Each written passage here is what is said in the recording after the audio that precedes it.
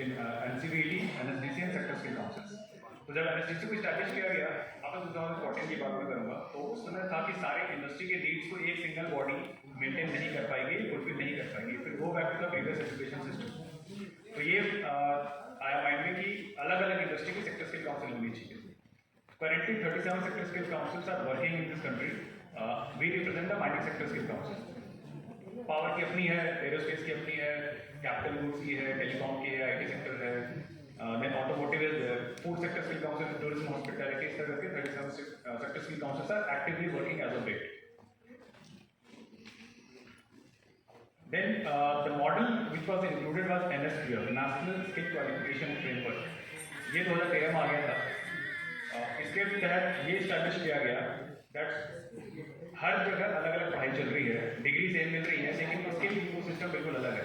अगर हमें स्किल की बात करनी हो तो अगर ये कहें कि एक बच्चा 5वीं के बाद स्कूलिंग नहीं कर पाया, कॉलेज जा ही नहीं पाया, और एक बच्चा था जो प्रॉपर डिप्लोमा ITI करके निकला, बट 10 साल के बाद ये 5वीं पास बच्चा अगर एक्सपीरियंस के थ्रू वहाँ तक पहुँच सकता है, तो दोनों के स्किल लेवल को क्या हम एक समान रेखा पर रख सकते हैं कि नहीं.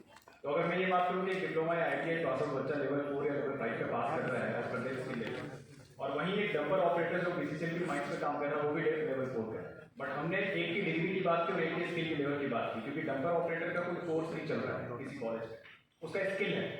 कल को वो डंपर ऑपरेटर एक्सकवेटर ऑपरेटर बनेगा, कल को और ऊपर हो सकता है जाके वो सुपरवाइजर बन जाए, तो वो भी लेवल 5 पे आ सकता है. और अभी जो न्यू एजुकेशन पॉलिसी आई है, नेशनल एजुकेशन पॉलिसी के अंतर्गत, वो बीवॉक के थ्रू और ऊपर तक जा सकता है. There is no limitation. तो NSQF का ये मतलब था कि हम एक यूनिफॉर्म सिस्टम क्रिएट करें जिसमें हम किसी भी इंसान को अगर हम खड़ा करें, वो कोई भी एक्सपीरियंस, कोई भी डिग्री लेके आ रहा हो, तो क्या हम ये बात कर सकें कि वो किस स्किल लेवल का है, और वहां से हमें ये पता चल जाए कि ठीक है, हमें इनको किस तरह की जॉब रोल में डालना है, इनका रिस्पॉन्सिबिलिटी लेवल क्या है. Again, NSQF is a competency based framework, degree based नहीं है, competency based है.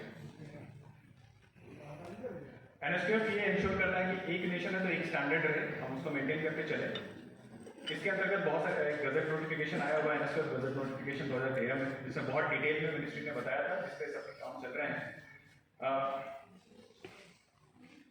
हम skill council for mining sector जब मैं अपनी बात करूँ तो हम भी 2013 में स्टैब्लिश हो गए थे, बट प्रॉपर्ली एक्टिवेशन 2015 से स्टार्ट हुआ.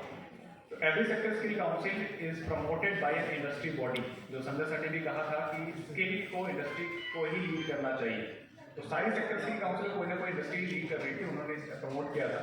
तो we are promoted by FIMI, federation of Indian mineral industries. तो FIMI is the federation of all mining, minerals and coal industries in India. Then we are approved by NSDC and now we are regulated by NCVT.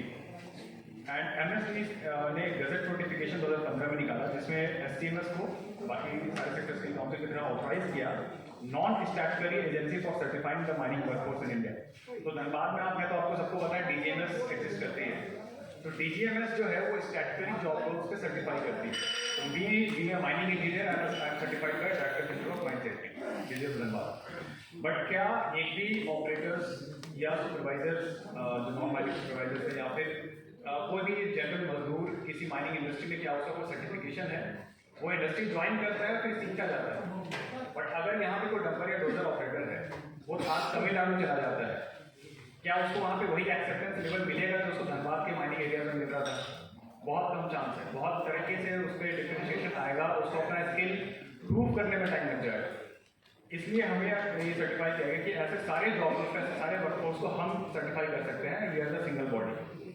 अब हम ministry of labour के साथ ये discussion में भी है कि हम स्टैट्यूटरी जॉब रोल्स की सर्टिफिकेशन कर सकें with permission from ministry of labour and STMS is a Section 8 company. We are non-profit company and we are also doing a lot of CSR activities. जैसे BCCL है, उसका हमने northern court में हमने CSR activity किए हुए हैं. इसमें एक गजट आया था that all the CEOs, CEOs of all sector skill councils are designated joint apprenticeship advisor for option trades to Ministry of Skill Development. तो जैसे अभी सर ने बताया था कि ये सारे ITI के प्रिंसिपल्स हम अप्रेंटिसशिप एडवाइजर बनाने जा रहे हैं, तो वो आपके सबसे लोएस्ट पॉइंट ऑफ कॉन्टैक्ट हो सकते हैं. आपको कोई भी नॉलेज चाहिए, कोई गाइडेंस चाहिए, कोई एक्स्ट्रा हैंड होल्डिंग चाहिए, तो आप उन ITI के प्रिंसिपल्स को अप्रोच कर सकते हैं. दिस इज द इकोसिस्टम जिसमें हम काम कर रहे हैं। तो बिल्कुल एक पिक्चर में आपको समझाया जाएगा कि मिनिस्ट्री ऑफ स्किल डेवलपमेंट के अंतर्गत ऑपरेशन विंग, NSDCI,